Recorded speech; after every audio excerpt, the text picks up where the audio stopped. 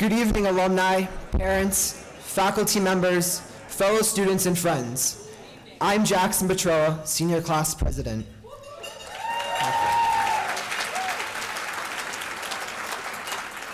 It is my great pleasure to welcome you to this annual celebration of Boston Latin School. As class president, I have the tremendous honor of representing over 400 of the most talented, hardworking, dynamic, and BLS devoted individuals you'll ever meet. We are artists and athletes, composers and competitors, community leaders, activists, and above all, students dedicated to a Latin school tradition that rewards our hard work and scholarship with friendship, confidence, and skills that lead to a rewarding life. I am honored to be here among you tonight to share this celebration and to let you know that when it comes to the class of 2018, your school, well, our school, could not be in better hands. On a long and sometimes seemingly never-ending journey from Class 6 to graduation, my classmates and ourselves find ourselves nearing the end of our Latin school days. Though, I must admit, June still seems a very, very long way away. But I know I speak for the class at large in saying how honored we are to soon be able to call ourselves alumni of the nation's oldest school, and its greatest.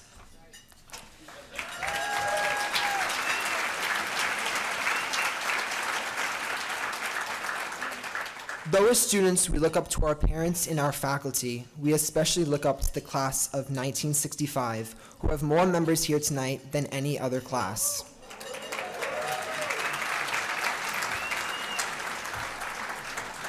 It is my goal that the class of 2018 will follow in your footsteps and be like you. So now it is my pleasure to introduce to you my new friend, Dr. Stephen A. Gracer, class of 1952, past president of BLSA, former distinguished graduate, and TM, Trivia Master.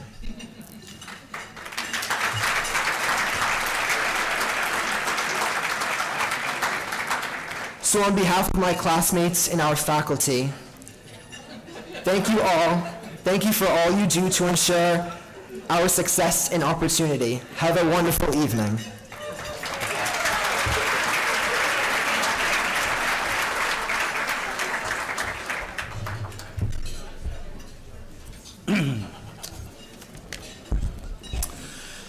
Salvete omnes.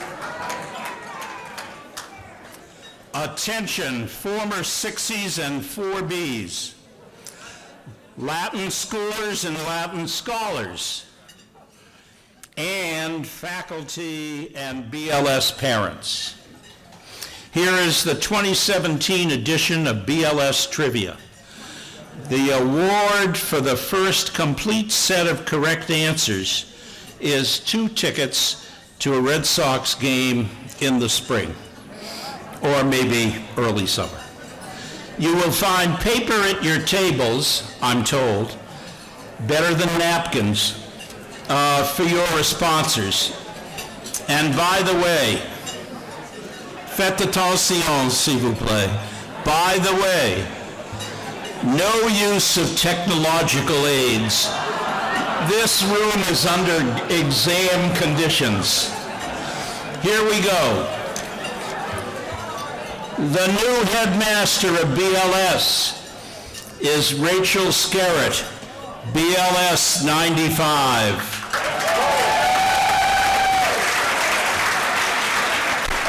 She is our 3rd female headmaster.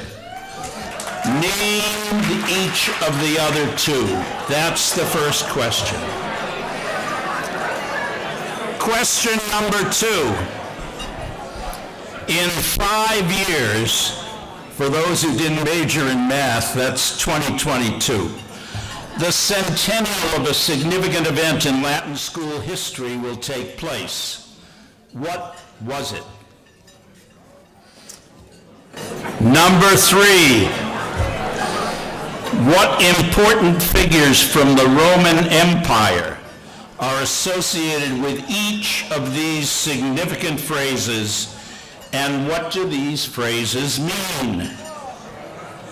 Carthago delenda est. Second one, alia iacta est. And the third, arma virumque cano.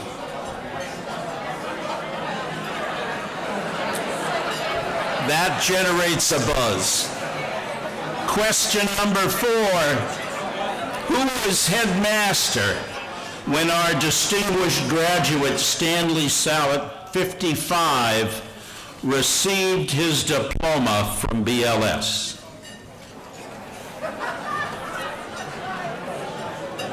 Question 5, what special relationship to BLS does White House Chief of Staff General John Kelly have? What is his relationship to BLS? And finally, for regulars, number 6, the ever-popular question about the Gracchi, the famous populists of the 2nd century BC. Were the names of these brothers Gaius and Tiberius, Julius and Octavius, or Irving and Marvin? Thank you very much. Please turn in your written answers with your name and class. I am at table 5.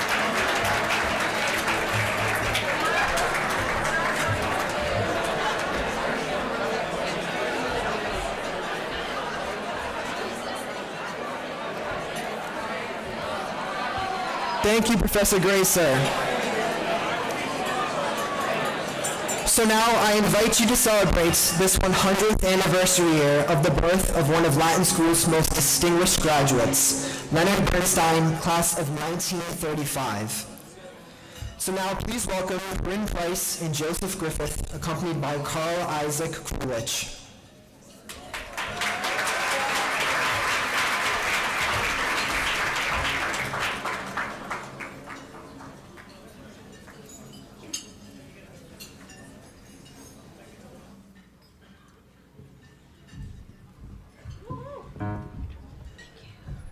Where's our stand? We need the stand. Yes. Yeah, hold on. We have to find the stand. Should I take those? Just take this.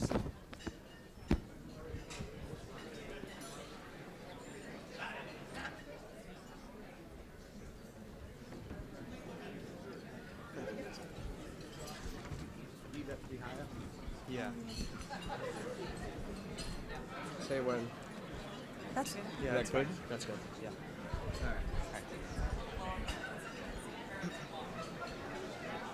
Go to the right side. That's good. That's good. Go this way.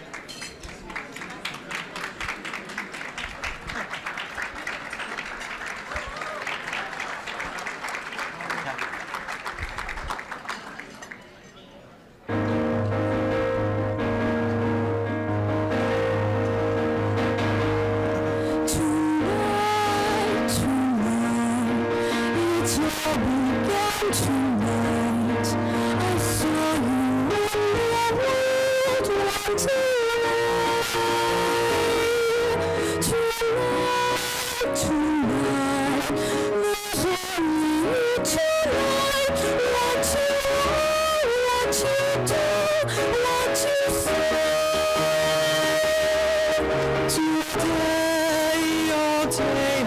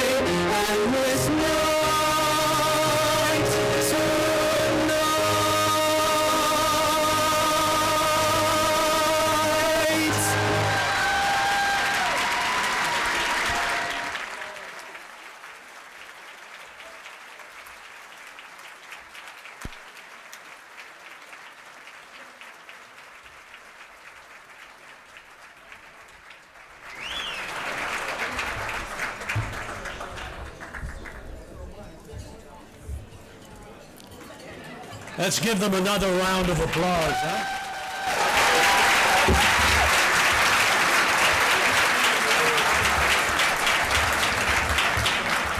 If you translated the program, it says that now we're going to create a toast.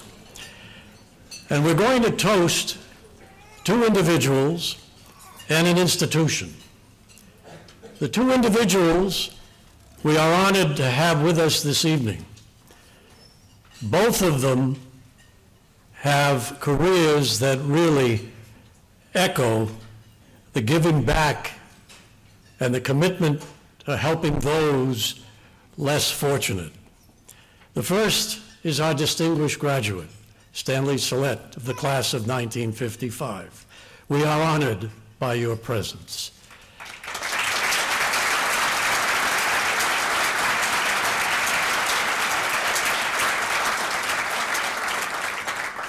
And the second is someone who has made me extremely happy.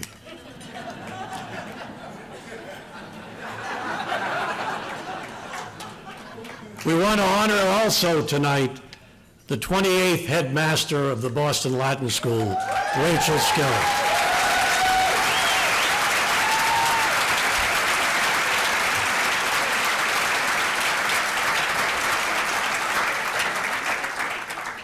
And last but by no means least, we honor an institution that brings all of us together. An institution that bridges the decades and the centuries. An institution that mirrors the history of this city. We're all together because we have stayed the course. And we have stayed the course with an institution that indeed has made a difference in the lives of all of us. It has served as an open gate, but more importantly, it continues to provide opportunities for students in this city who hope to reach the heights that many of us, most of us, all of us in this room have reached. So as long as there is a city on the hill, let us commit this evening to ensuring that alma mater also continues to provide that access and opportunity that was so deserving of all of us. And so raise your glasses and please honor our two individuals and our institution. Sumus Primi.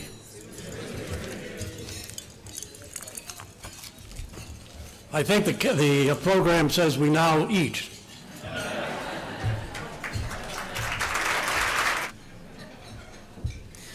Good evening, everyone. So my name is Peter Kelly, and I work at the Boston Latin School Association.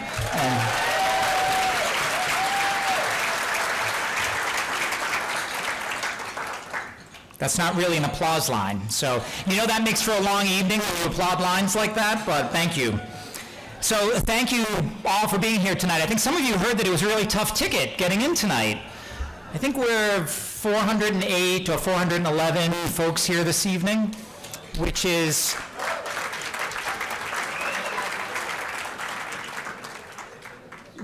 makes you the privileged ones to be here, because you could be one of the 30 or 35 people on the wait list who are sitting home tonight watching reruns. So I'm glad you're here tonight. And I'm delighted.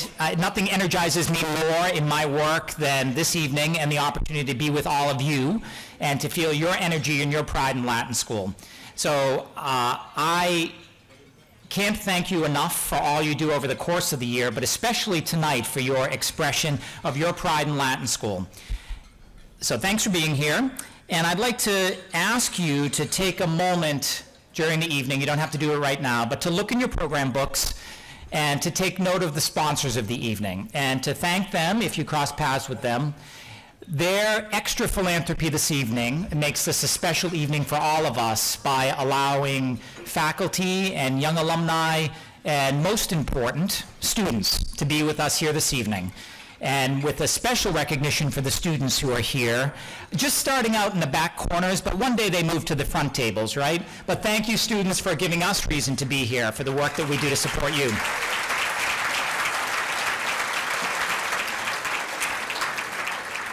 And I'd like to give special gratitude to our gold sponsor, CCS Fundraising Consultants, who have been our stalwart partners during the Prima Perpetua campaign for the last 4 years.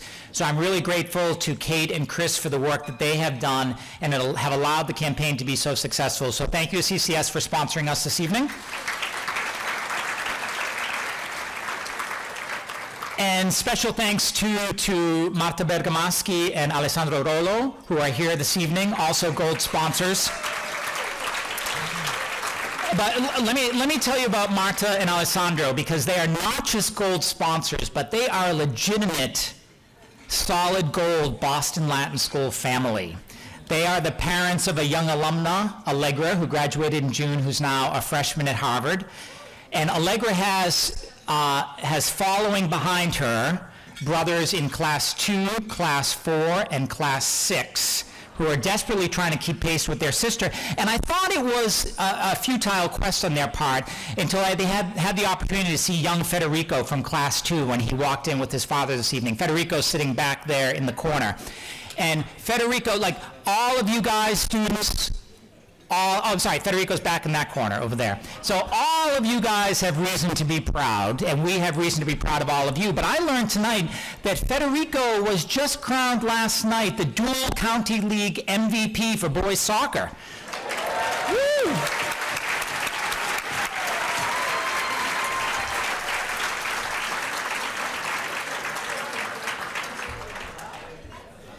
So truly, even without Federico's accomplishments, I would say wonderful things about Marta and Alessandro. Marta is a trustee of the BLSA, and Alessandro is on our investment committee. They do so much for all of the kids at Boston Latin School, so thank you for your sponsorship and all that you do. Thank you. And of course, thank you to our faithful and annual platinum sponsors, Deanna and Sid Wolk.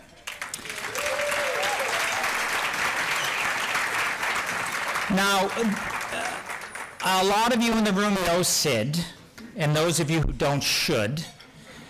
The guy is at the ready with a compliment whenever you turn around. He told me tonight I was one of the top 100 best-looking men in the room tonight. Close. So Sid, it was fortunate for me that you paid me such a high compliment before I had the opportunity to thank you, because I wanted to remind everybody of the privilege we had 2 years ago when Sid was recognized as the Distinguished Graduate of 2015. Who remembers when Sid raced from the side door wearing his Latin School jacket, waving the pom-poms he waved in 1953 as a cheerleader at Boston Latin School? So, boys and girls in the back of the room, if your history teachers hadn't told you, I'd like to let you know that 1953 was a different time for the world and for the boys at Boston Latin School.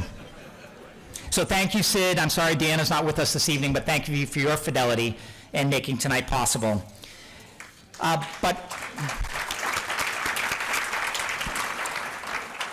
Really, I have the best job in the house tonight, because my real duty, in addition to thanking you for being here and thanking the sponsors, is to introduce Rachel Scarrett, our new headmaster. So,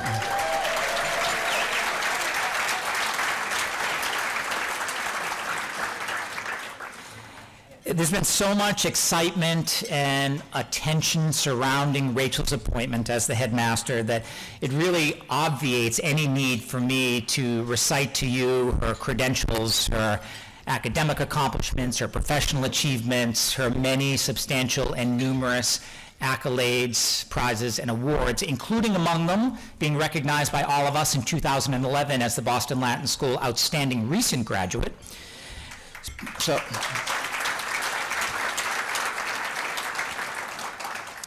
But the real reason I'm not going to give you a recitation of her accomplishments is because it would cause all of you and me to exit the room tonight with our heads drooping, wondering how it was that we disappointed our mothers through our underachievement in so many ways.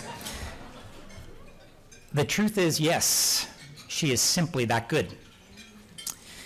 So instead, I want to tell you about the Rachel I've known for nearly 9 years. First, as a trustee, Rachel interviewed me for the job I now hold. And later, I knew her as an alumna living for many of those years down in Washington, D.C., where she was active among alumni there and spoke at one of our chapter dinners. And through those years, though distance kept her far from Boston, it didn't keep her far from her commitment to the work that we share together, including her service on the Black Alumni Advisory Committee as an advisor in the Chabelle College Research Center, and as I think you'll probably hear from her, as advisors to headmasters, superintendents, and many who continued the work of the Boston Public Schools, though she was no longer part of that team directly.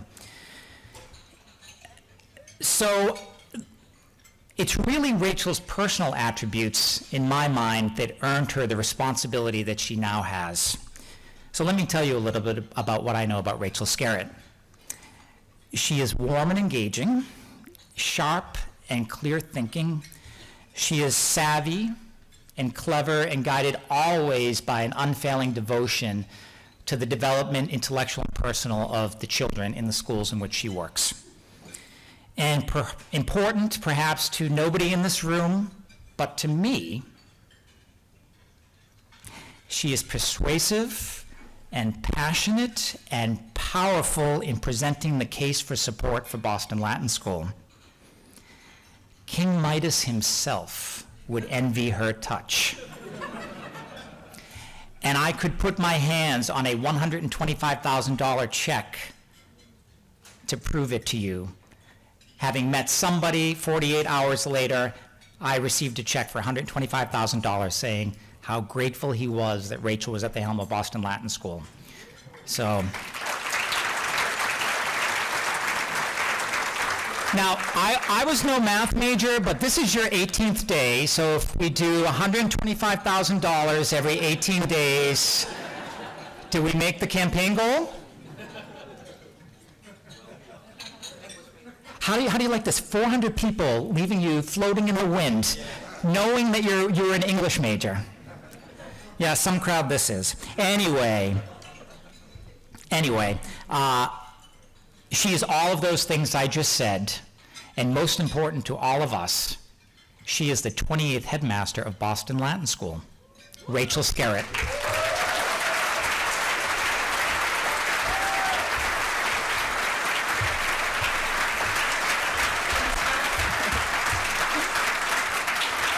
Thank you.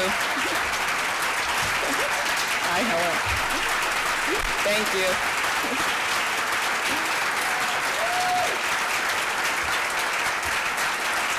Thank you, everybody. We have a long way to go on the program, so we should probably sit down and get started. Thanks so much for those kind words, Peter. You've been absolutely terrific getting me up to speed on all things association related, and I try to be a quick study. So I'd be failing as a pupil if I didn't thank the many of you here tonight who've contributed to our Prima Perpetua campaign to date. We have $3 million remaining toward our goal, and while the amount we've raised so far is virtually unprecedented in public education, I can tell you from walking the building, speaking to our faculty, from seeing the opportunities that could benefit students if we had more resources, I can tell you that the need is indeed real.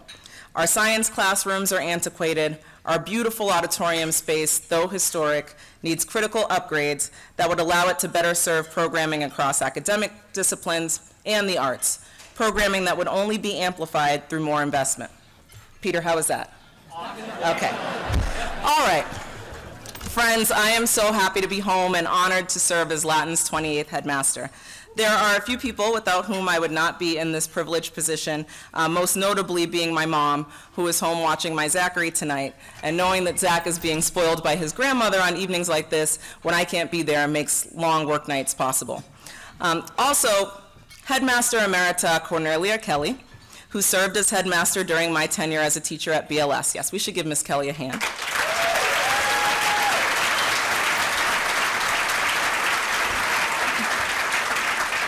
Where is she? There she is. She identified me as someone with school leadership potential, as I was voluntold that I would co-chair our 2005 reaccreditation process. OT5 is what Ms. Kelly calls the year 2005, yes.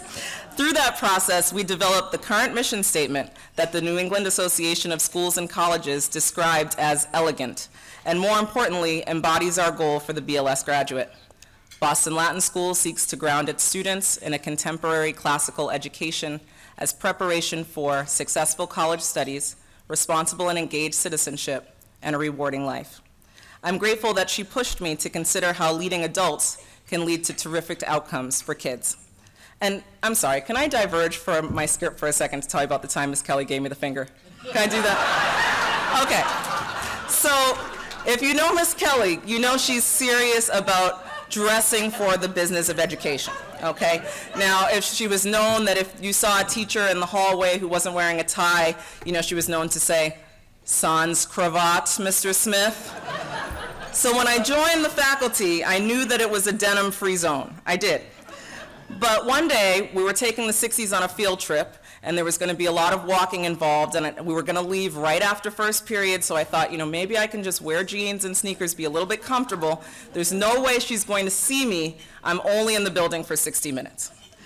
As luck would have it, I'm teaching my first period class with the door open, and Miss Kelly walks past the room. I avert eye contact. And was relieved when she moved past the entryway. Unfortunately, she doubled back. Our eyes locked, and that's when it happened.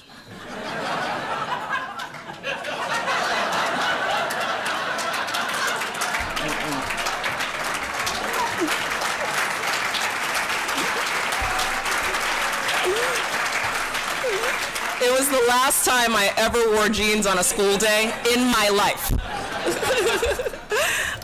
Headmaster Emerita Dr. Mooney Tata and I became Boston Public School headmasters the same year.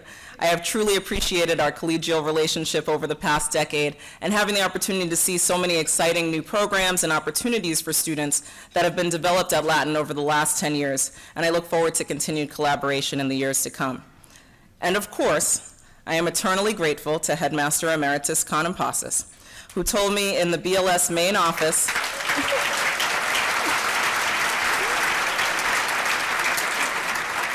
Mr. C told me in the main office in December 1994 that I'd been accepted early decision to the University of Pennsylvania. 12 years later, he announced my appointment as headmaster at another course to college, as he was serving as superintendent of the Boston Public Schools at the time. And in between those two milestones, he's remained available for counsel, and he played the most critical support role over the past year and a half, as he has expertly steered the ship and made this transition so smooth for me. As we say thank you this evening, it is my pleasure to announce that the trustees of the Boston Latin School Association have created a $100,000 Michael G. Contompasis Fund, the annual income from which will provide resources in perpetuity to the initiative of Mr. C's choosing.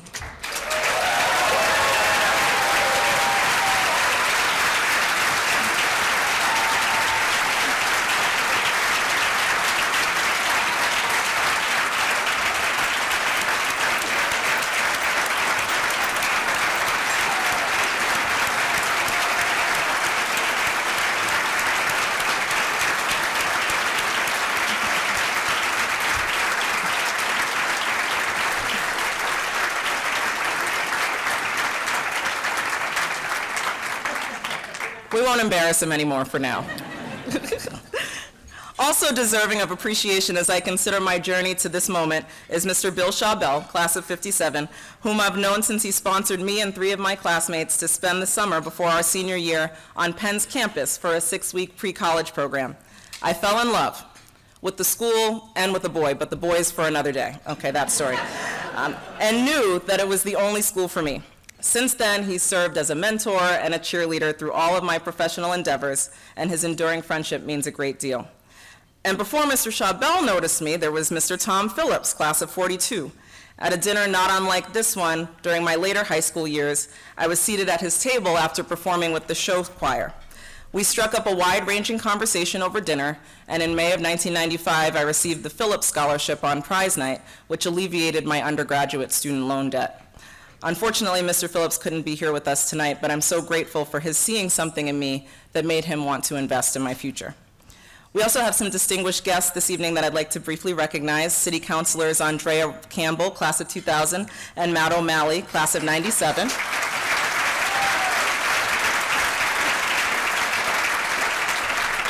State Representative Adrian Modero, class of 07.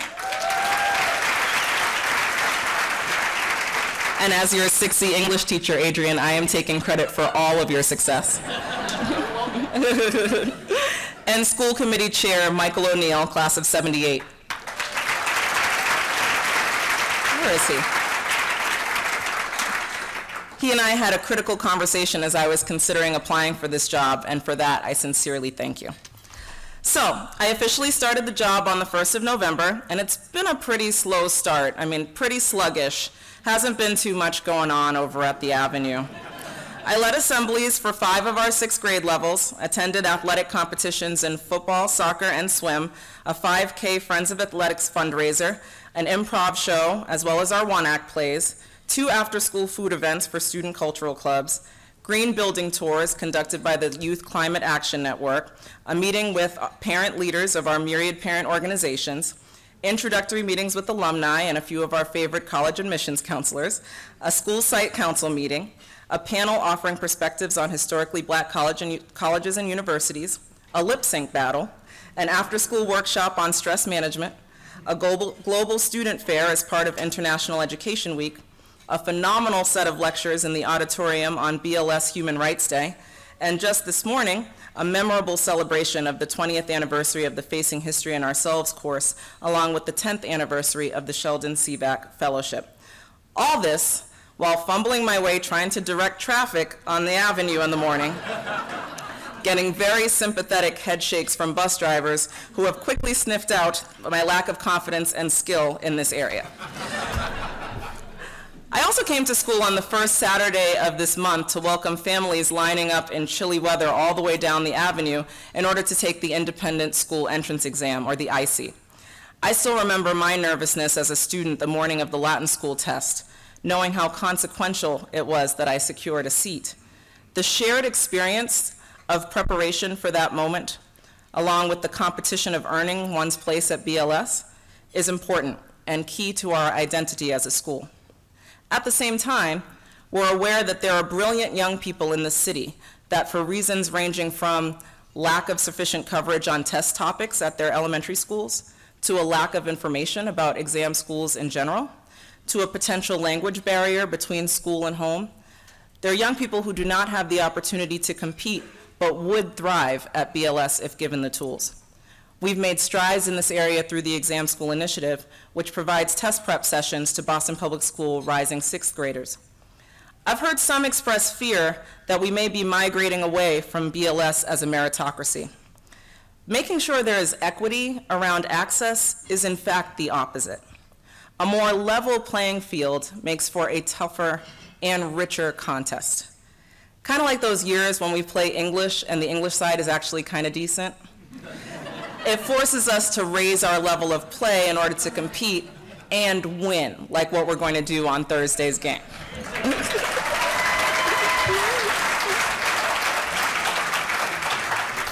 And while I've enjoyed all these opportunities to jump into the fast-paced, dynamic BLS culture, I've most appreciated my individual conversations with students at lunch duty and while visiting classrooms. To put it plainly, courses are way better than when we went to Latin school. They're more engaging, and the diversity of offerings is staggering. In addition to the Latin, to the physics, and the algebra, students take advanced placement courses in subjects like computer and comparative government. They take electives such as African American Studies, Facing History and Ourselves, and a capstone course where students conduct research on topics of their choice, ranging from the lack of arts education access in low-income schools to genocide in Myanmar. And then they apply this research to ambitious projects intended to address the issue. And across all of these disciplines, we've identified 8 core competencies that all students will practice over their years at BLS: reading, writing, speaking and presenting, researching, problem solving, social responsibility, civic engagement, and global awareness. One of our professional development goals is to make sure we're being intentional and deliberate about ensuring that these competencies are represented in all courses for every student. The terms all and every are words that have become more frequently used in the modern BLS era than in decades past, where our attrition rate, the scores of students transferring to other schools, was sometimes perceived as a badge of honor for us. And as we can now boast retention rates in the high 90%, I've heard a few members of our extended BLS family expressing concern that we're straying from the rigor that is signature feature of our school, that we are, dare I say it, getting too soft. Does our low attrition rate mean that we've lowered our standards? It does not. It means we've raised them, because we have to be more creative and innovative as an adult team to ensure that our mission is realized for all students who gained admission to BLS. I would maintain that one of the strategies to ensure that every student is successful is to acknowledge race as a critical factor in the educational and overall life experiences for students of color. Speaking from personal experience, it was drilled into my head by my parents growing up, as I'm sure it was for many individuals in this room from minority communities, that I had to be twice as good in order to be seen. Not to be seen as equal, just to be seen as relevant. For anyone who thinks that's a ridiculous notion, please visit the Globe article announcing my appointment and read the comments. The most offensive ones have been removed by the editors, but there are still quite a few gems in there, including the short but poignant, "Her picture says it all," which I inferred to mean that this position was not something that I earned, but something I was handed. Fortunately, I thrive on people's doubt and underestimation, but I can't necessarily say that I had that fortitude as an 11-year-old 6C. We have to be aware that students are feeling pressure to prove that they deserve to be in the room, and it's our responsibility as educators to address that. That feeling of being less than, not because of one specific person, but just the constant feeling of having to battle back from people's low expectations is exhausting, especially when there's no one to process it with you or even acknowledge it. What should we do to affirm our students' diverse histories and identities? I'm just one person and cannot be the solution to our nation's sad and complicated relationship with race. But collectively, we derive answers. And we can start by asking the students, asking them to share their stories, share their struggles, share their proposed solutions. I do understand that some may be uncomfortable talking about the ways that our experience differ based on our racial backgrounds. But talking about race isn't just a signal that we haven't come far enough. When done productively and in service of a greater understanding, it can also serve as a sign of how far we've come. Acknowledging our differences does not in any way take away from the fact that we do play for the same team. The team that wants to make sure that BLS continues to be #1 in Massachusetts, that it climbs its way to being #1 in the nation, that our students can compete with their peers around the world and then work alongside them to make that world a better place, and that the Latin school name remains the symbol of honor that we have all worn proudly when people ask us the school from which we graduated. Former BLS headmaster Wilfred O'Leary once said in an interview with Time magazine, quote, "A good scholar is not necessarily a good teacher. A good teacher must love boys first.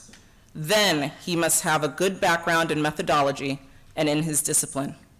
Wilfred O'Leary was a very smart man. We must continue to set a sky-high bar for our scholars.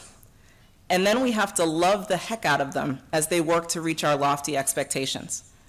I am so grateful to the Latin School for the love that has been shown to me for almost 30 years, and I intend to return that love in kind to the students who have the privilege of walking into that formidable building on the Avenue. Together, Sumus Primi. Thank you.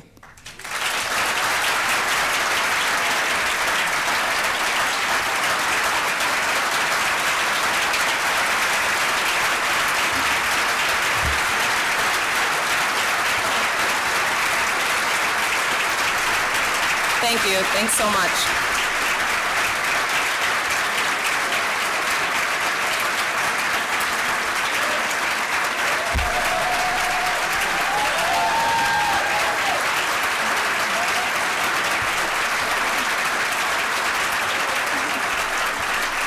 Thank you. And we'll now transition to why we're all here this evening. Tonight is an occasion for celebration of our collective achievement as an institution. While SAT scores, college admissions, and arts and athletics medals provide data that measure our success in preparing students for our success beyond BLS, we look to the achievement of our alumni to validate the enduring value of the school's contemporary classical education. Every year, the Boston Latin School Association recognizes graduates for special contributions to their professions, their community, and to our alma mater. Alpha Demelash, class of 1999, is one such graduate. This year's winner of the Outstanding Recent Graduate Award is unable to be with us, so we will formally honor her later in the year at a student assembly. But this evening, I just want to take a moment to tell you how very inspiring she is. An immigrant to the United States at age 12 from Ethiopia, Alpha's track parallels one walked by many before her. Success at Latin school took her to Harvard, and a career focused on achieving peaceful societies through economic empowerment. Today, she's CEO of Rising Tide Capital, a New Jersey-based nonprofit micro-business development corporation. In 2009, she was recognized as a CNN hero and honored by President Obama.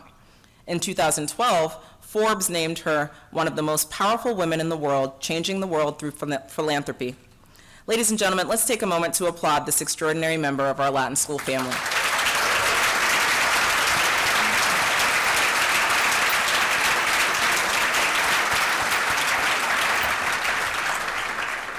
Tonight, as we prepare to honor our 2017 distinguished graduate, I'd like to ask you to join me in welcoming to the stage a few gentlemen who have answered Alma Mater's call in notable ways over many years, our past distinguished graduates who are here this evening. Bill Shaw-Bell, whom I spoke about earlier, Steve Grazer, Sid Wolk, Chuck Clow, and of course, Mike Contompasis. Please join me.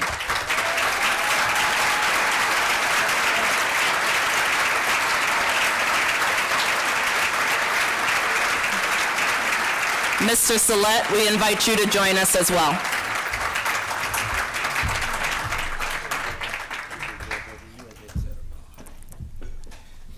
And another round of applause for Mr. Stan Salett, our honoree of the evening.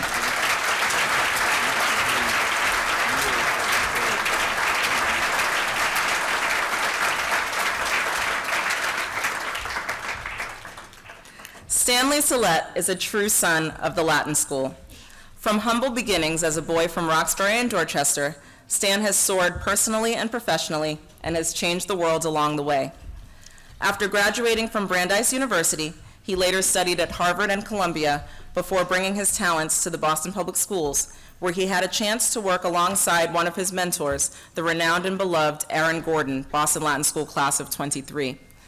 Later calling Washington, D.C. home, along with his wife Liz and sons Peter and Steve, who are here this evening with us, Stan held senior roles within the administrations of Presidents Kennedy and Johnson. He also held senior posts on the staffs of Senators Robert and Edward Kennedy. As the first director of education in the Office of Economic Opportunity, he helped launch Head Start, a great society program that has accelerated learning opportunity and achievement for millions of the nation's less advantaged preschool children. On the other end of the education achievement spectrum, Stan founded Upward Bound, a highly lauded program that has propelled millions of low-income, first-generation students to earn college degrees and counts among its alumni Oprah Winfrey, Viola Davis, and astronaut Jose Moreno Hernandez. Stan's lifelong work on behalf of the nation's vulnerable citizens continues today through scholarship, consulting, policy work, and philanthropy. In 2016, he established at our school the Stanley Salett Fund for the Study of U.S. Civil Rights, an investment that will stand as an enduring legacy to this year's distinguished graduate, a man who has bettered our world by creating opportunity for countless youth at BLS and throughout the country. Stanley Salett lives at the Boston Public School mission as a responsible and engaged citizen. On behalf of a very grateful Boston Latin School community, I humbly present you, Mr. Salett, the 2017 Distinguished Graduate of the Year Award.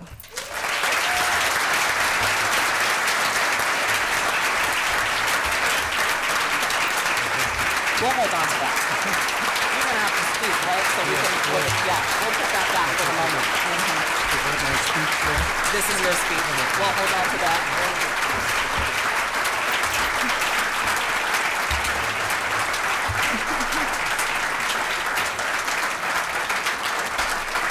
We'll wait to hand him the heavy plaque until he's done talking, but I will tell you a little bit about what the plaque reads. It says, "The highest award of the Boston Latin School Association, proudly given to a most deserving son, Stanley Salett, 55, Distinguished Graduate of the Year."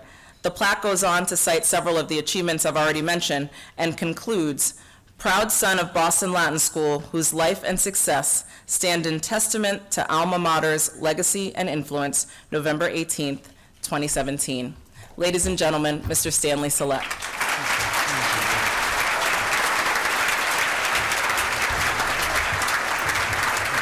Is this the one? Is this yours or is it this one?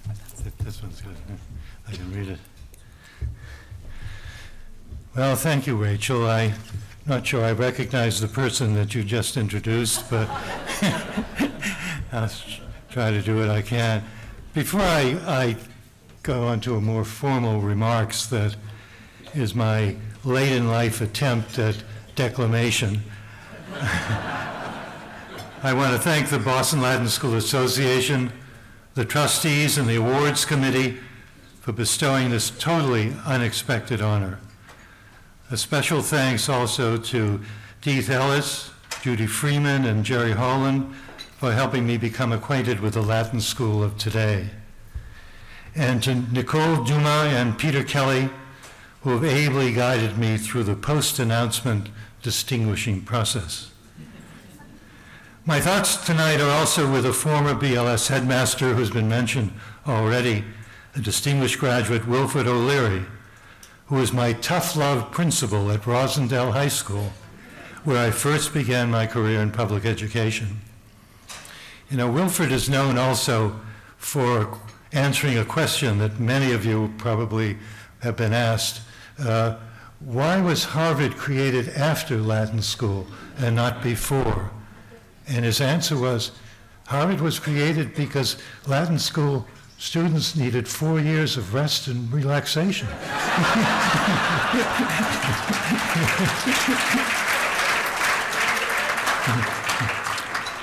I also feel very honored to share tonight's stage with two other distinguished graduates.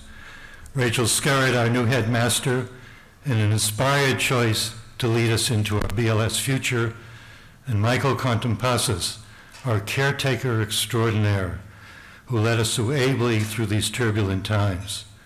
Thank you both for your willingness to serve us all.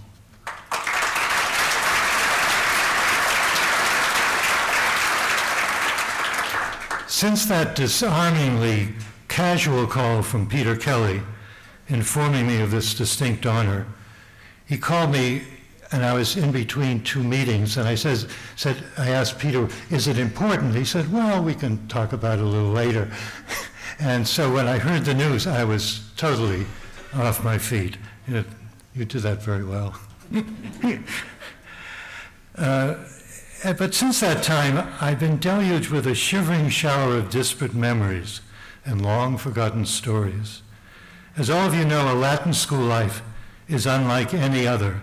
And of course, each is distinctive in its own way, and mine is no different. And I am actually not the first in my immediate family to receive a Distinguished Graduate Award. My beloved wife, Liz, here tonight, has preceded me by several years in receiving a similar award from Choate Rosemary Hall. I'm also joined tonight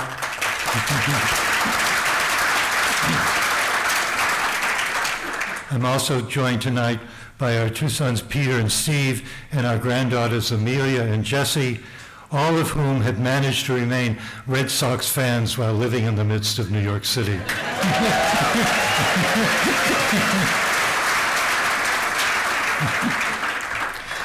And I could tell you, I thought about just using the rest of the evening and tell you Ted Williams stories, but if you want to hear those, they'll have to come much later.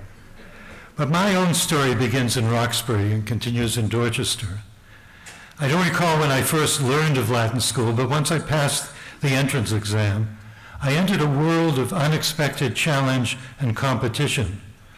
Latin was a special mystery to me and quite a challenge. I briefly recounted this in a recent book of poetry I wrote. It may bring back some memories for some of you. There I stood at my desk, weak in the knees and dry in the throat, gasping for the Latin declension that would not come, when he rose from behind his desk and said in perfect English, "Sit down, boy, you're confused." And I did. Much was confusing to me in those early years. Part of my confusion stemmed from the fact that all my neighborhood friends were going to other schools. I was suddenly among boys, many of whom were as smart as I was or brighter, and who were more than willing to work hard to get good grades. I found myself struggling to get by, to stay there, and not to become one of those who would not be around for graduation. And it did get better. My grades improved. But as they did over the next 2 years, my willingness to put in the time waned.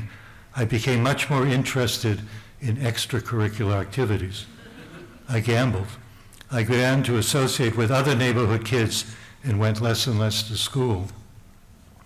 It was also during this period that I experienced the differential treatment that blacks and whites received from the Boston police. I was probably about 14 at the time, when with a group of other boys I began to borrow cars. Well, not cars exactly. It was one car in particular. There was a car in the Roxbury neighborhood that we observed was never being used on weekends. It seemed to us that if it was owned or at least being used by a clothing salesman who would take it on the road during the week and never saw it on the weekends.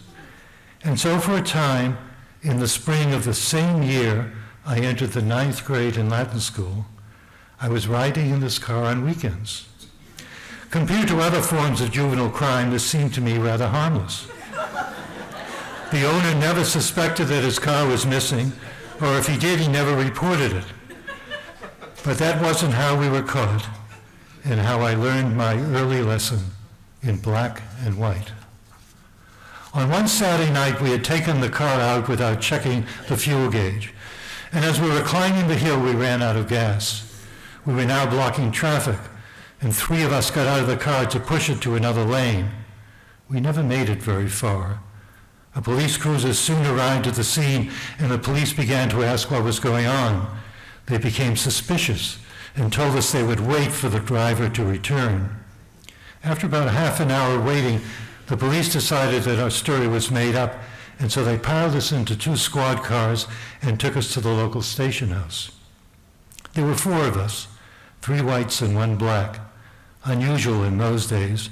Most kids stuck to their own kind. I'm sure we stood out. When we were brought in for booking, my black friend made a run for the door. The police grabbed him and started to beat him down to the floor. Then we were all taken to different parts of the station house for questioning. My policeman and questioner was a large black man who, surprisingly to me, was totally unsympathetic to my black co-conspirator. He sat me down on one end of a long wooden bench and asked, "Who stole the car?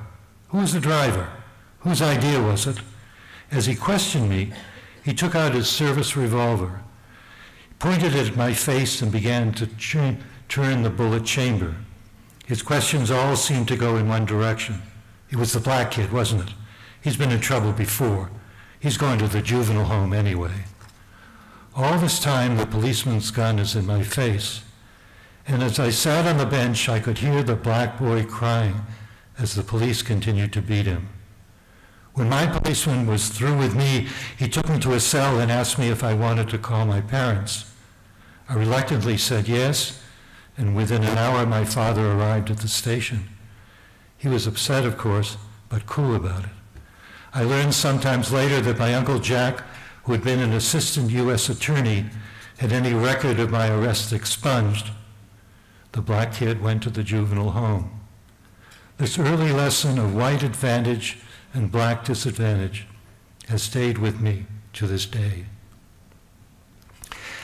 As you can see by now, my Latin school life was somewhat less dramatic, but it also proved telling in other no less valuable ways. It was at BLS that I first acquired my love of history from Aaron Gordon, a most deservedly distinguished graduate in his own right. From his class, I learned that history was more than faraway places with strange-sounding names. It had meaning, not only in its time, but for our time as well. That was my beginning, and a few years later, I was honored to take over Aaron Gordon's class for several months while he was recovering from a serious illness.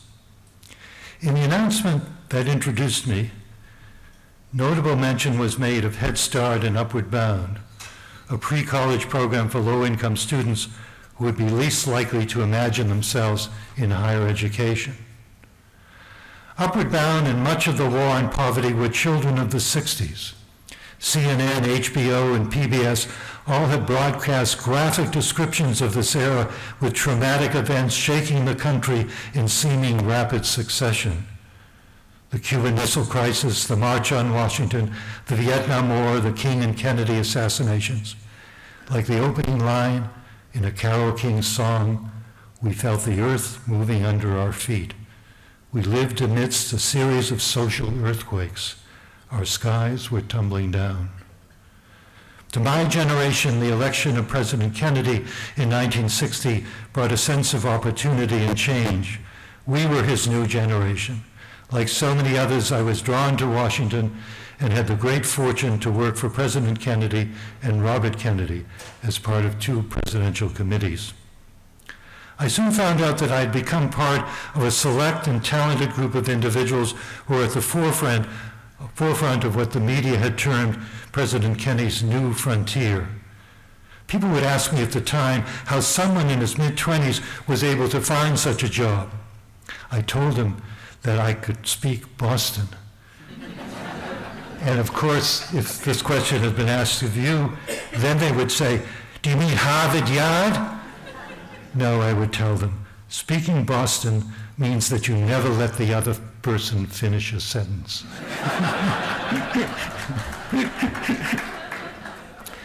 A second Washington assignment I took on was very different. James Farmer and the leadership of the Congress of Racial Equality, where I had been a field organizer, asked me to become co-chair of Washington Corps and to later serve as one of the local organizers of the March on Washington. And so in 1963, I had become very involved in the 2 major social and political movements that formed the underpinnings of the 1960s and much of what was to follow.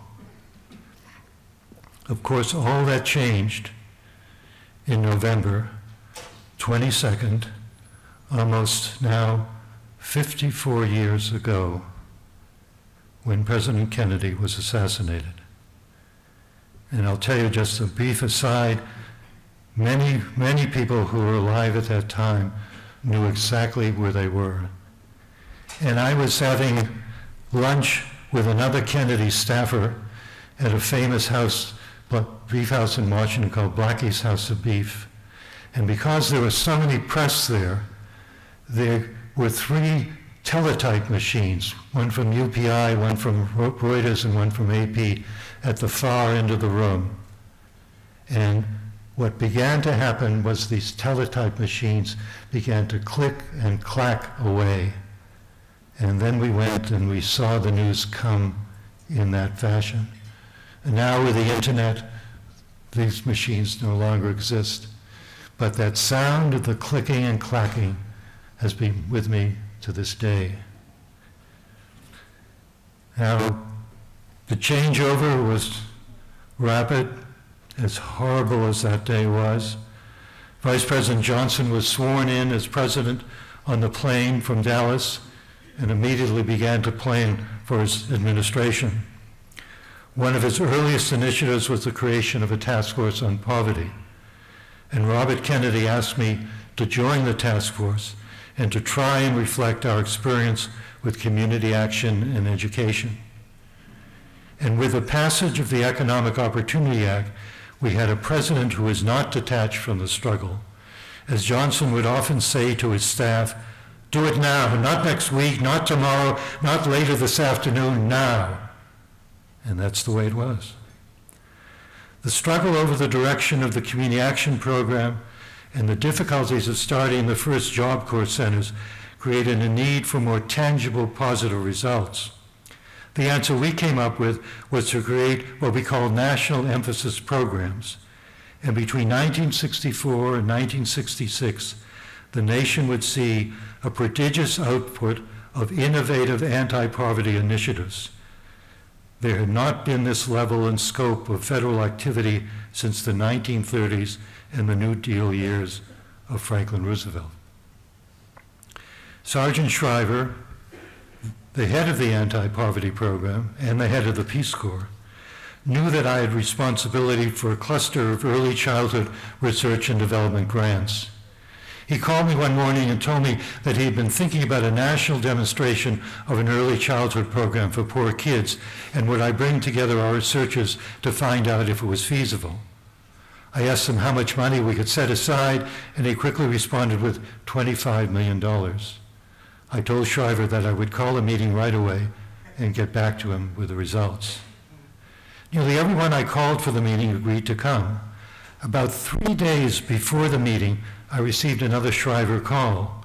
He said that President Johnson had just called him and asked us to invite a professor of philosophy from the University of Texas to the meeting.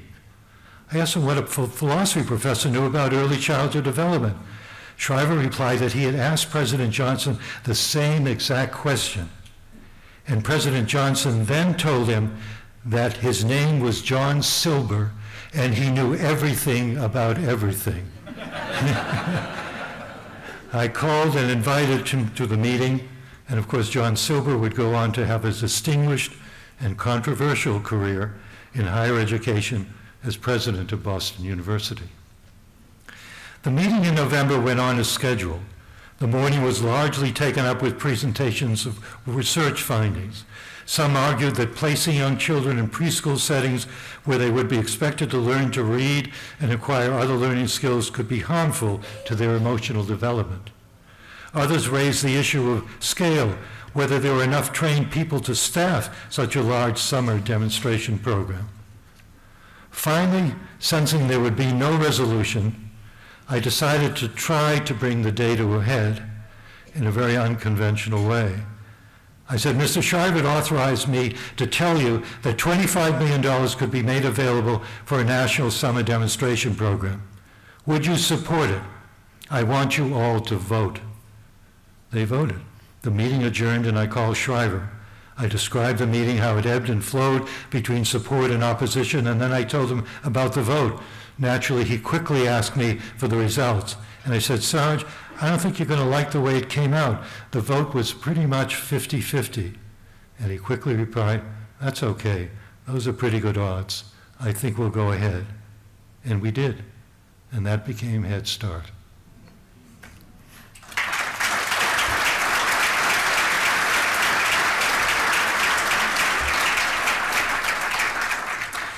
During the same period, the base of another idea for a national emphasis program presented itself.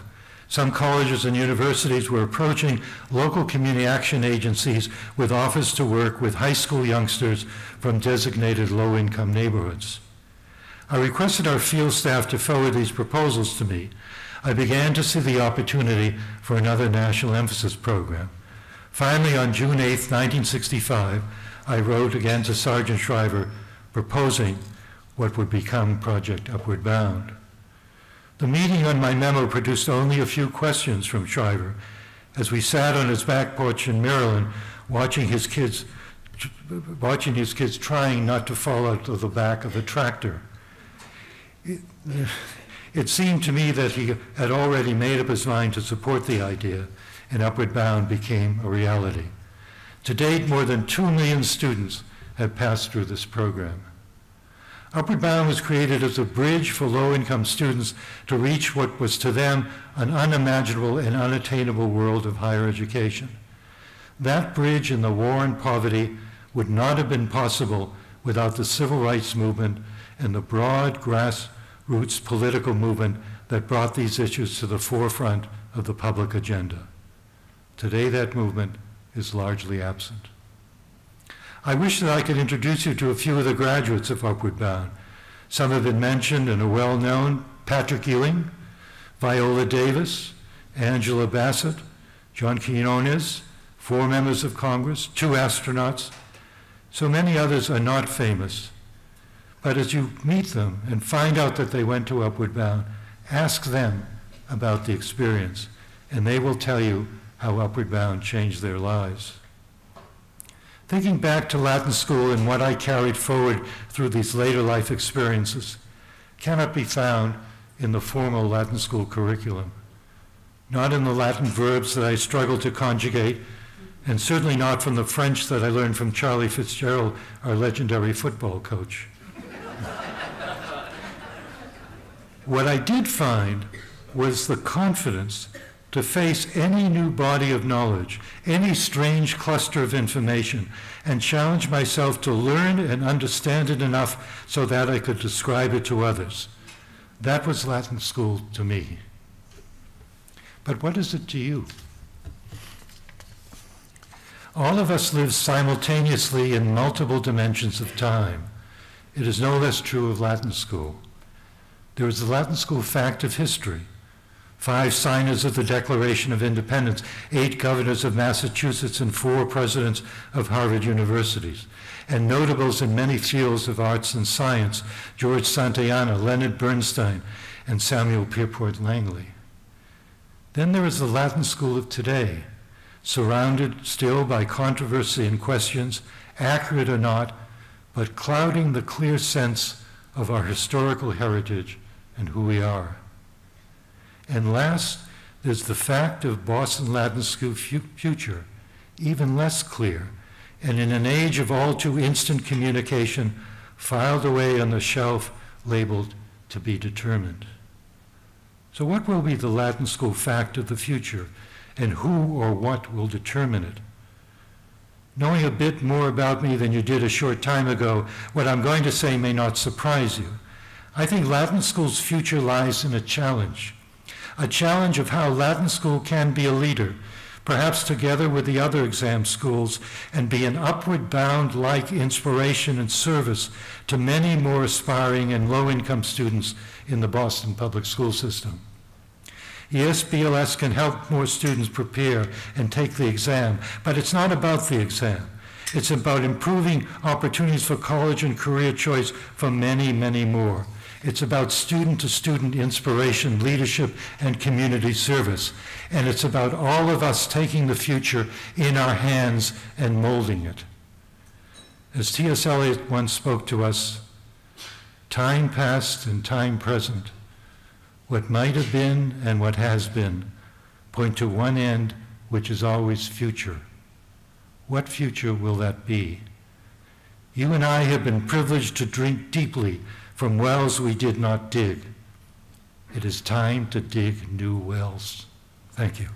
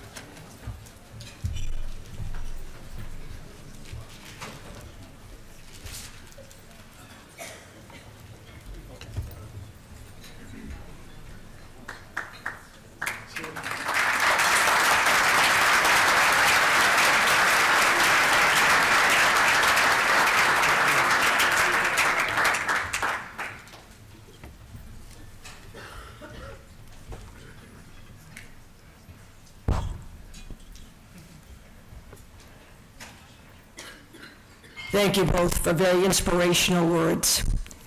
And Rachel, I remember that incident. And it came from a first assembly with a Class 1, my first year as headmaster. I would say, we're in the business of education. You should be dressed for the business of education. And finally, some member of Class 1 said, what does that mean?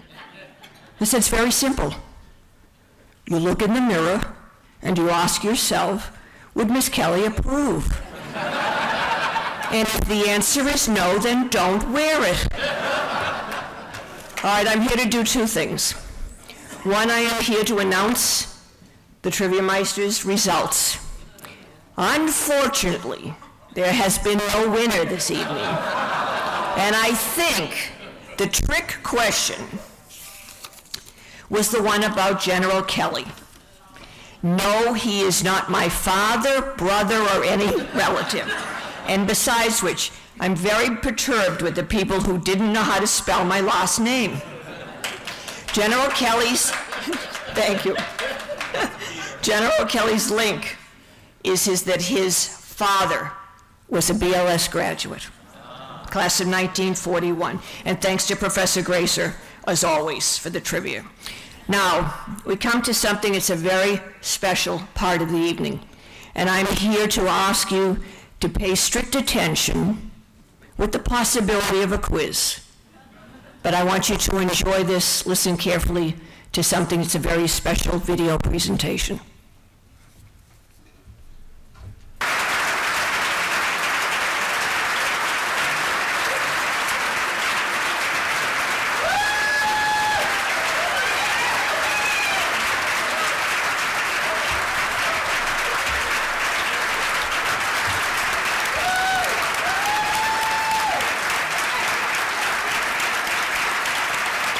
Mr. Contompasis, would you and Mrs. Contompasis join us on stage, please?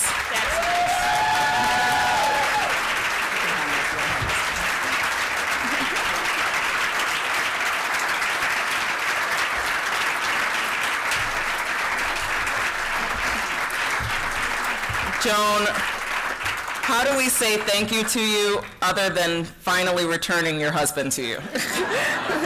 We are deeply, deeply grateful for the sacrifice you've made over the last year and a half. And we've invited some life members of the Contompasis fan club to join us for a special presentation. Please join me in welcoming City Councilors Andrea Campbell, 2000, and Matt O'Malley, 97, along with State Representative Adrian Modero, class of 07.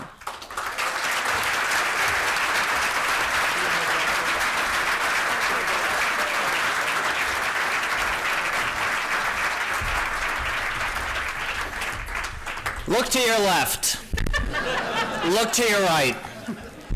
You are looking at someone whose life was made better because of Michael George Contompasis. I often say, and I'm sure many of you would agree, that I owe much of the success I've had personally and professionally to the 6 years I had at Boston Latin School. The fact of the matter is I would not have made it out of Boston Latin School but for our headmaster, Mike Contompasis. He taught me how to be a better student. He taught me how to be a better person. He taught me how to be a better dresser. And I am one of the hundreds of thousands of Boston Public School students whose lives were made better because of the service and the sacrifice of Michael G. Contompasis. Before I turn over to my colleagues, I also wanted to acknowledge the service and the sacrifice of Joan Contompasis, who has shared her partner, her husband, her great love with all of us. We are profoundly grateful for the both of you. We have a City Council resolution, but I'd just like to ask my colleagues in government for a word or two, starting with, from the class of 2000, the District 4 City Councilor, Andrea Campbell. Thank you.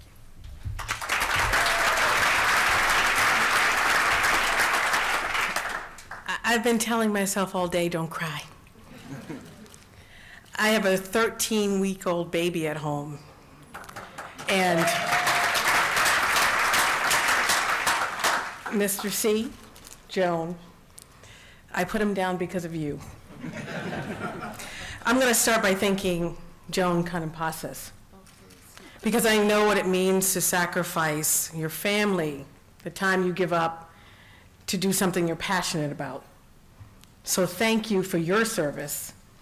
Thank you for all that you've done, and thank you for letting us have him. Can we give her a round of applause?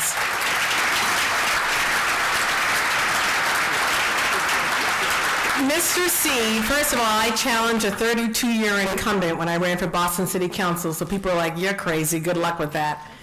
I met with Mr. C, and he's Michael, and I said, okay, Mr. C. And he was supportive from the very beginning. He has been an amazing mentor and friend through this entire process. My husband today asked me, well, what are you going to say? And I said, I don't know. But the thing that keeps coming to me, and the number one thing that keeps coming to me, is not only Latin school, but Mr. C always held us to high expectations. He had high expectations for us regardless of our circumstances. I grew up poor in Roxbury in the South End. I had a single father who was born and raised in Boston, but who was incarcerated for the first 8 years of my life, and I didn't know him. My biological mother actually died when I was a baby, going to visit my father in prison. You look at that story and you think, oh, good luck. What's great about Latin school and what's great about Mr. C is, regardless of those circumstances, they were never viewed as deficits. I view them as blessings because they have shaped who I am today. They have shaped the character and the woman I am today. I was blessed to leave Latin school and be accepted early decision to Princeton University. I don't give Princeton the credit or UCLA Law School for who I am today. I give it to Latin school, and I give it to Mr. C and Miss Kelly, who took over my senior year. Because of them, and because of this incredible institution, I'm lucky to serve as a counselor on the Boston City Council. And someone actually pointed out to me, I'm the first person, I guess first woman, born and raised in Boston. First black woman born and raised in Boston to serve on the Boston City Council. We got work to do. We have a lot of work to do. But Mr. C, thank you. Thank you. Ms. Salett, thank you for your words this evening. You are truly an inspiration. And for anyone who served on the headmaster selection committee, and I'm looking around the room and I see you all, we did an excellent job, didn't we? So thank you, thank you. And Mr. C, please enjoy retirement. Do something fun. If you're bored, come down to City Hall and say hello. But thank you for all that you do. And Councilor O'Malley, thank you for taking the lead on this. He was there first on Boston City Council as far as I'm concerned when it comes to Latin school, so thank you. And thank you all for being here tonight. Thank you, Mr. C.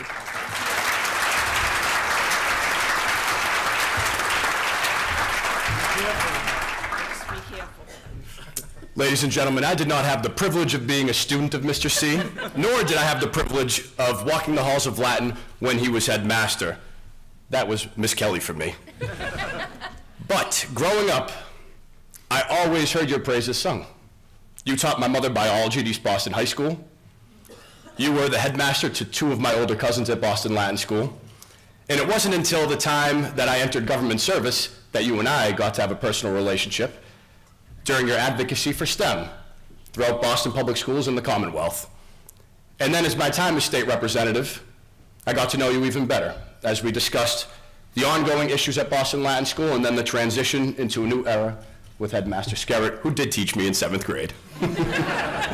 And so I simply want to say, on behalf of the tens of thousands of young people whose lives you impacted in this city, thank you, thank you, thank you.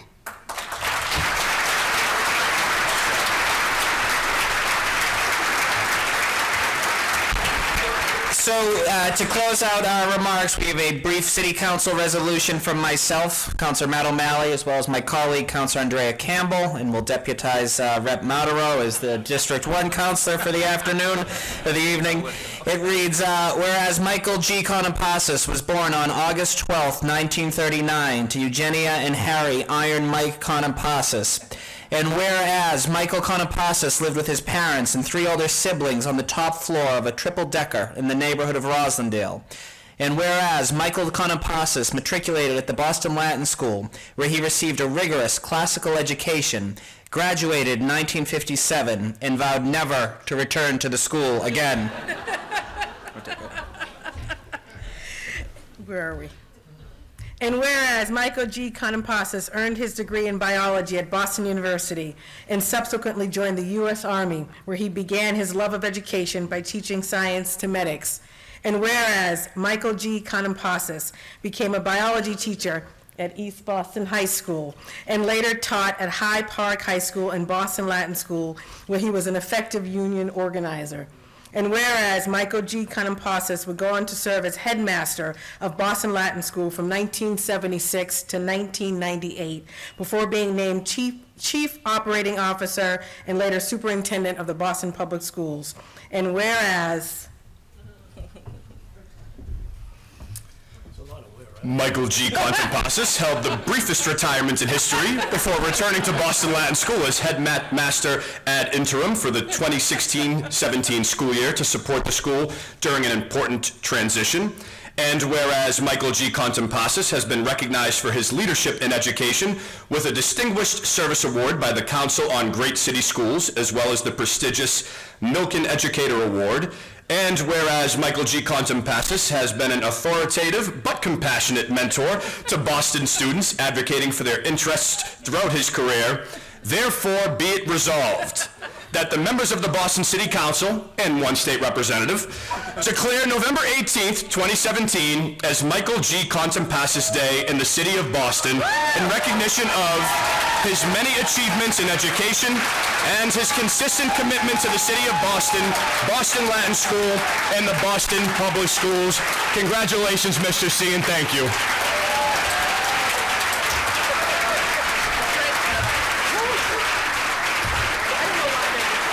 Backwards, but we got it.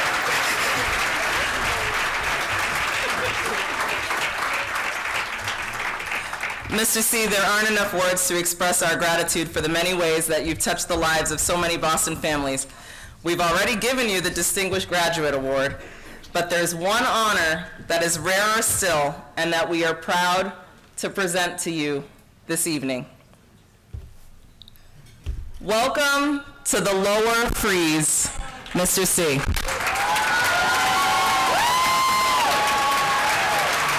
This plaque will be installed in the historic Boston Latin School auditorium.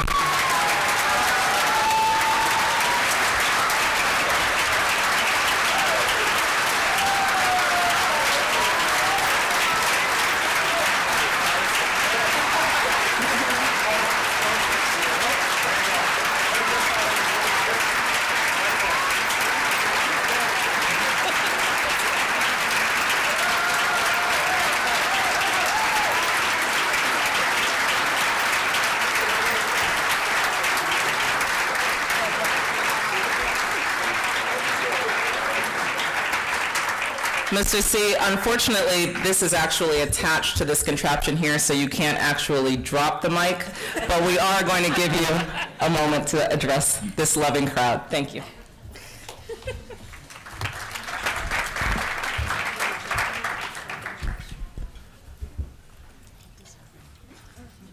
Headmaster Doyle is turning over in his grave. There's not much I can say other than thank you. There is one thing I do want to say, though, and that is when I came back to Latin School, I didn't come back alone. I came back with three very, very committed people. All three of them, I hope, are still here. One is Jerry Howland of the class of 1966.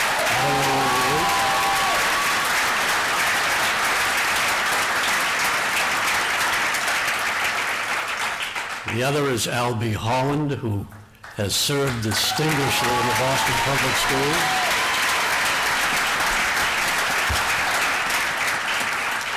And the third is someone who's coming back for another year, and that's Martha Pierce.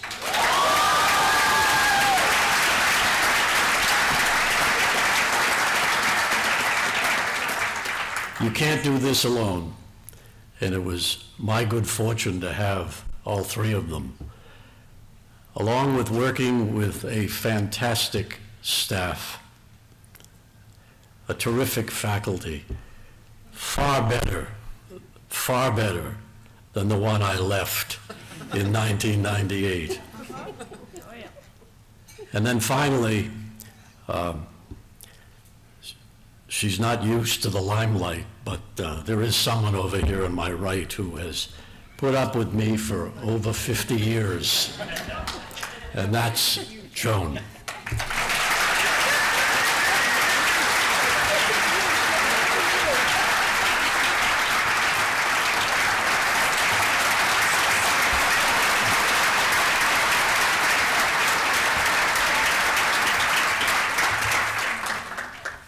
She has given up a great deal, and for that, I'm eternally grateful. What more can I say? This is indeed a tremendous honor. You've met some of the students this evening. They are second to none, and has been said more than once, the school's mission is critical, probably more critical now than it ever has been. And we in this room have to pledge to do the kinds of things that we've heard this evening need to be done to help Rachel continue the mission of this institution. That to me is critical. So again, I thank you from the bottom of my heart. This has really been an intriguing and an interesting, I knew nothing about this stuff game. And I apologize for keeping you later. It's past my bedtime as well. Thank you very much.